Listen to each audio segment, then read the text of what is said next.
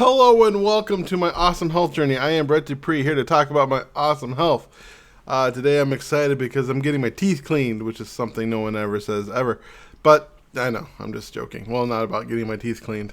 I'm going to do that today, but that's not what this video is about. This video is my Medcline pillow review. I've got it since August 8th. It's now August 25th, so I think I've had my pillow long enough to talk about my thoughts on it.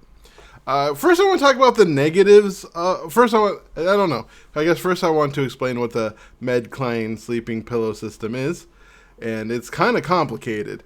It's kind of a negative is that it's complicated and it feels hard to get right at first, at least for me. It was, it's three pieces instead of one, because pillows are generally, you put the pillow down and you lay your head. Easy peasy lemon squeezy. This has a pillow that's like a ramp with a hole in it, and then you have a pillow that goes into that hole. And my thought process was that pillow is supposed to like cover up where my arm's not, but actually no, it's supposed to kind of put where your arm is to kind of pin your arm so it doesn't slide.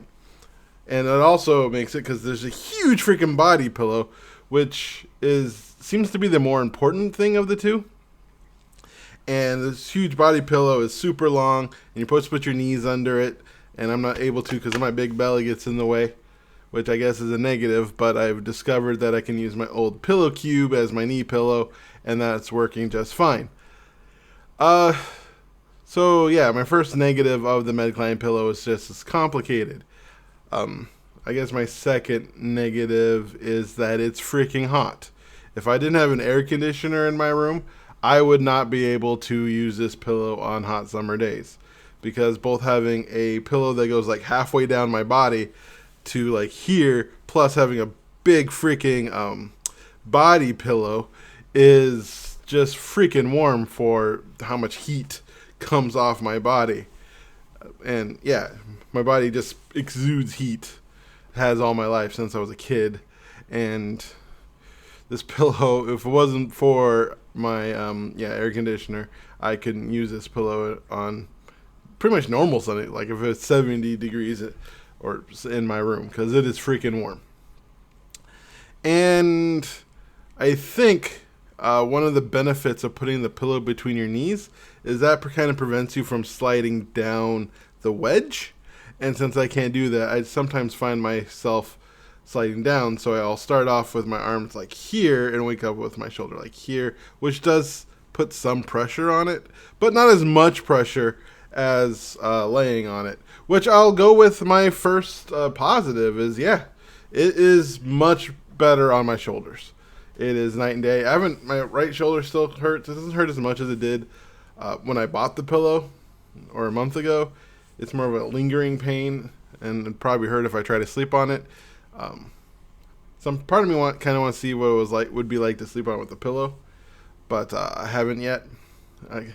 Which I guess is one negative as well, is I noticed like with that thing and putting my hips that way, I'd want to flip every night with that pillow so that, both my hips, just for muscle placement, so my back doesn't get displaced. But at the same time, it does feel good on the shoulders, which is what it is designed to do.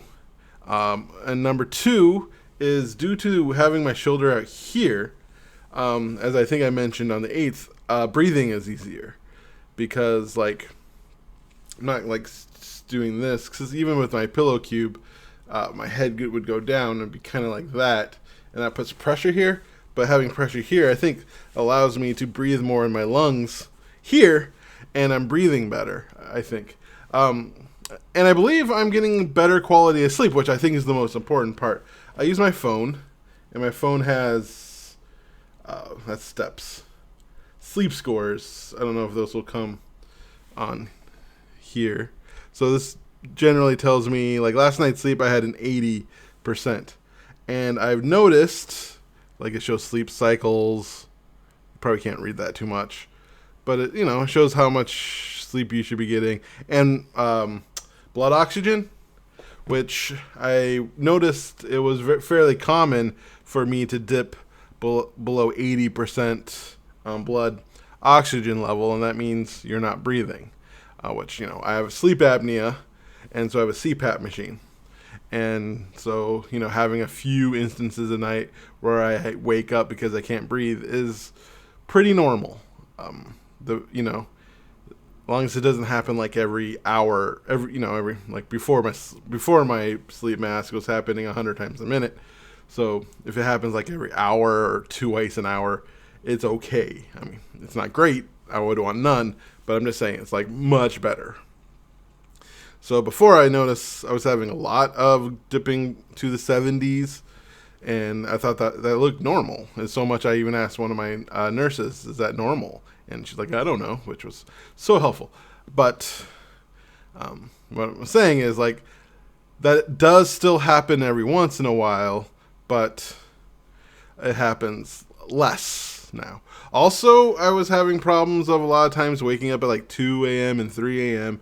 And now I'm waking up at like 5:30 a.m., which, since I wake up at 6 because I go to bed at 11 because I'm an old man.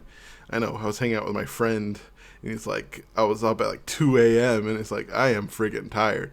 I go to bed at 11 and wake up at 6 every day. That's my day. And if I stay up late on a weekend, it's like midnight or midnight 30. So, yeah, I do not stay up late. I'm one of those people now. And so, basically what I'm saying is, yeah, I'm noticing I am sleeping through the night more. I'm looking at my sleep score, and if I trust my watch to be accurate, my sleep is a lot better. I have more nights where it says I have adequate REM sleep and adequate deep sleep, which I think is good. And my wakefulness is better. It's better. I'm not saying it's perfect, but I'm saying it's better. And if I continue to work out, make my lungs stronger, and hopefully lose a little bit more of this body fat and weight, and especially if the weight around here, which affects, my breathing, it'll get even better. And as I continue through this process, because sleep is one of the most important things you can do for your body, trying to get 7 to 8 hours of sleep and getting good quality sleep. We don't put enough emphasis on that in our society. By our, I mean like American society.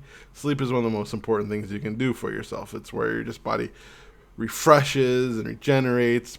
I think it also like causes your brain to reset and clean itself, and it's just a lot of important things happen when we sleep. And so sleeping is just important, and I think so overall I'm happy with the pillow. I'm happy I spent the $250 if you count shipping and taxes to get it to me. Happy birthday. Happy 45 to me, which is Monday. Yeah, I bought a 45. Ooh, I can't wait. I bought a freaking expensive pillow. I'm so old. But yeah, so basically I would recommend it if you are having sleeping issues, especially if you're having shoulder pain when you're sleeping. Well, I do wish I called them first to ask them the differences between the large and the small. The large they put it by height, but if the wedge is higher, I would have been better with the large, I think, because I'm very broad-shouldered. And maybe if I had a longer pillow, it would be better for my big belly to curve around. Oh yeah, one other negative I've discovered is cleaning that thing. Getting those pillows cases on and off the Medcline thing, that's a lot of freaking work. So yeah, I've watched it, and it was putting them back in was like, man, this is more work than a normal pillow. So overall, I'm happy with the purchase. I give it 2 thumbs up if I had a rating system. I'm sleeping better, which is important. And sleep is important, and sleep is improving. And I guess that's how I'll end this video. Dressed to, look at this shirt. I'm looking good for the dentist. Have a great day. Love you.